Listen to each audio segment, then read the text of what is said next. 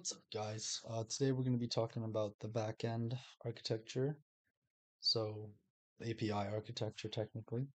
Uh, so I just want to show you this picture to help you understand what we're going to talk about. We're going to talk about how the architecture starts off at the process level. First, you have to run the process, which is the API. Um, then users have access to your routes.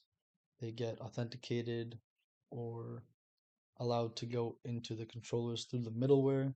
The controllers can use to do whatever to get the data that you need to give back to the user. Um, or you can use services if their controller is really heavy, it has a lot of code, and you want to simplify things so it's easier to read and to know what's going on. That's what services are used for. Um, that's about it. The services use configurations and stuff, but this is the main architecture. Now that we're inside the code, you can see that there is a processes folder. Processes folder has a couple of processes here. Database cleaner, database seeder, server. Server is your API. These two are, the seeder is used to seed the database, currently just users, which is inside the configs DB, and the cleaner, which cleans currently just cleans the tokens from your database because when people tokens expire, then they just sit there, so you might as well clean that. And you might as well clean other things if you're going to create it. So the server is what actually starts up the Express Express server, and you can already see that I am looking at the routes getting added. As I said, server API process goes into the routes.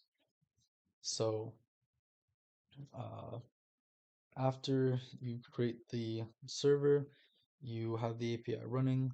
Users try to hit your endpoints, which are just your routes. So your routes go inside the routes folder, and there's a couple here. There's admin, app, authentication, data, user. Um, you can pretty much tell where each one goes. So the routes go to the controllers, but there's something in between, which could be the middleware. And as you see here, there's two middlewares here, is user admin, is authenticated, and that is from the authentication middleware. And this is what alters alters the root so that it doesn't allow the user in if they're not authenticated, or it adds something to the root, or it adds something to the request, which is a user in this case, so that the controller can use the user and see what user is using, uh, trying to get the data. So once you're at the controller level, you can just, you know, use whatever you need, your other APIs or your database to send the data back. Um, or you can use services, which most controllers use services so that they're easy to read. But sometimes controllers have multiple purpose. A controller endpoint has multiple purposes, and you're using multiple services inside. Um, or if it's a really easy controller, for instance, the data controller, you don't have to use any services. You can just send the data back.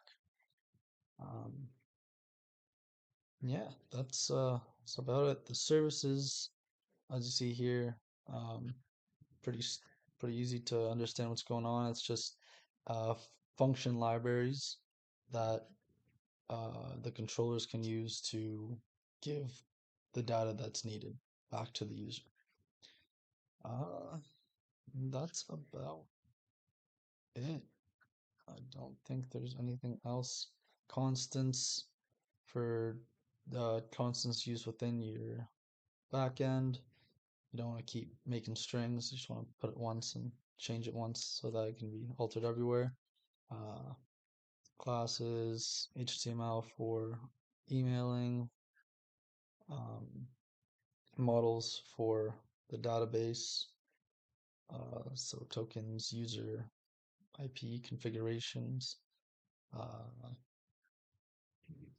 and variables so that you can change the environment of the server. So you can hook up to a different database, MongoDB database somewhere, or you can change the security tokens or whatever, um, Dockers and a different video ecosystem. So when you run when you run the server, you run it normally using npm, but when you want a process to manage itself, and if it goes down, you want it to restart, you want to use a process manager. And actually, process managers give you feedback on how your process is doing over time, how much data it's using, what's its RAM, what's the RAM getting used, and yeah, so PM2 is the process manager I use. It's a great process manager. It's free. It comes with npm, and it's really easy to use. You just run, uh, you just you run this ecosystem file, and right now currently it's set up to just run the server and the database cleaner. But you run the ecosystem file, and it automatically just runs the processes for you, and you can save them so that they run every time your computer restarts. And it's nice and easy. That's about it. Nothing else to really hit. The rest is just uh linting and yeah.